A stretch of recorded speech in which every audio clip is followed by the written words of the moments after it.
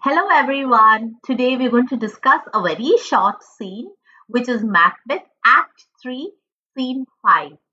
First we'll go through the summary and then we'll go towards the line by line explanation. So Act 3 Scene 5 takes place in a heath where the three witches meet with Hecate, who is the goddess of witches. So she rebukes the sisters for meddling with Macbeth without first consulting her. But she says, you can make it up to me by meeting me tomorrow.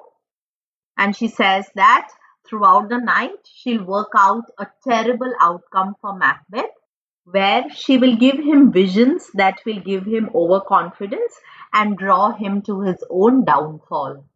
And then she leaves, and the first witch also says, let's hurry up, she'll be back soon, and they leave. This is the end of the scene. Now let's go into the line by line explanation. So the first witch asks, why? How now, Hecate? You look angrily.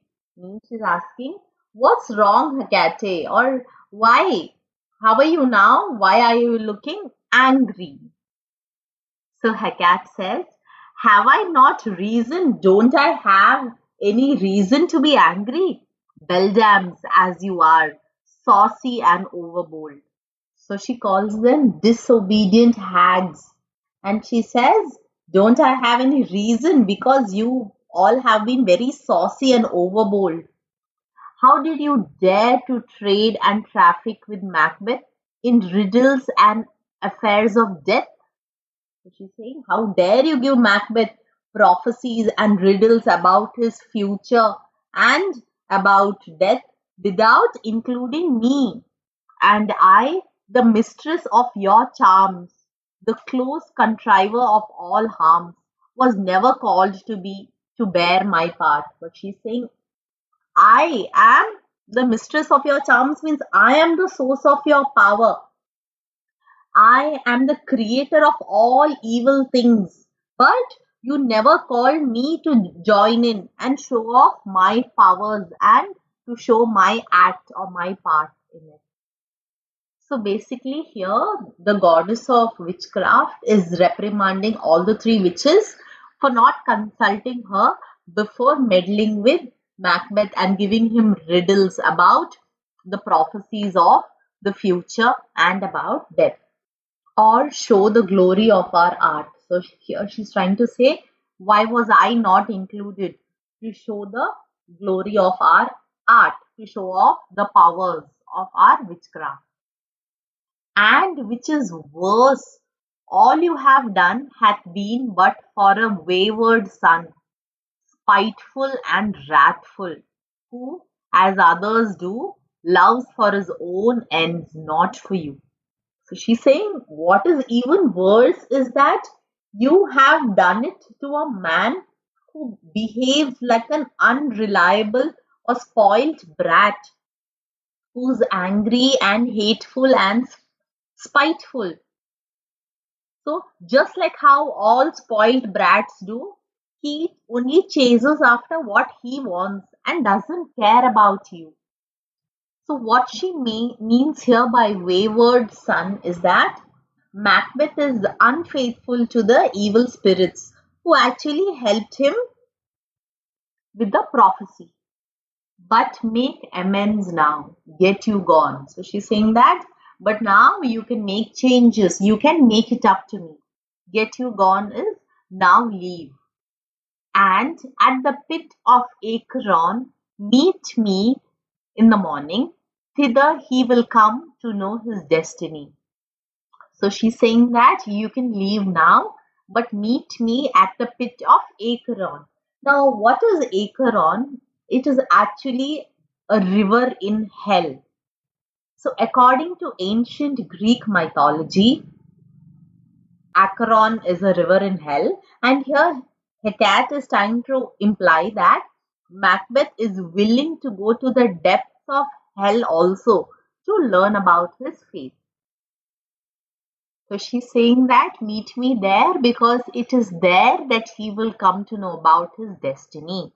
Your vessels and your spells provide, your charms and everything besides. So Hecate is telling, bring your cauldrons along with you, your spells and your charms.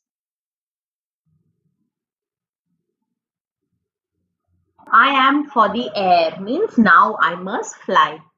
This night I'll spend onto a dismal and a fatal end. So she's saying that this night I'm going to work upon a terrible and a deadly outcome for him. Great business must be wrought here noon. Means I have a lot to accomplish or do before noon. Upon the corner of the moon there hangs a vaporous drop profound. I'll catch it here it comes to ground, and that distilled by magic slates. So here Hecate is saying that an important drop is hanging from the corner of the moon, and I will catch it before it falls to the ground. So what is she going to do with the drop that hangs from the corner of the moon? That distilled by magic slates shall raise such artificial spirits as by the strength of their illusion shall draw him onto his confusion. So Hecate is saying that when I charm the droplet with magic spells, it will produce magical spirits. Now, what these magical spirits are going to do is that it will trick Macbeth with illusions, and he will walk right into that illusions, which will ultimately cause his ruin or his destruction. So that is what she's saying. It shall draw him onto his confusion. So what shall happen to him? He shall spurn fate, means he shall be fooled into thinking that he is greater than fate, scorn death, that means he will mock death, and bear his hopes above wisdom, grace, and fear. So he will think that he is above wisdom, grace, and fear. And you all know security is mortal's chiefest enemy. So what is security? A sense of security that nothing is going to happen to him. So she's saying that you all know that overconfidence or security is man's greatest enemy. So Hecate is saying that she will give such illusions to Macbeth that will ultimately boost his overconfidence and make him think that he's the greatest, where he ultimately will be his own reason for his destruction or downfall. A music and a song comes within. Come away, come away. So Hecate says, hark, I am called. My little spirit, see, sits in a foggy cloud and stays for me. So she's saying, listen, I'm being called. Look, my little spirit is sitting in a foggy cloud waiting for me. And Hecate exits. The first witch says, come, let's make haste. She'll soon be back again. So let's hurry up, let's go. She'll be back again soon. And the scene ends. All the very best for your examinations. Study well and do not procrastinate. Study every day. I'm praying for each one of you. God bless.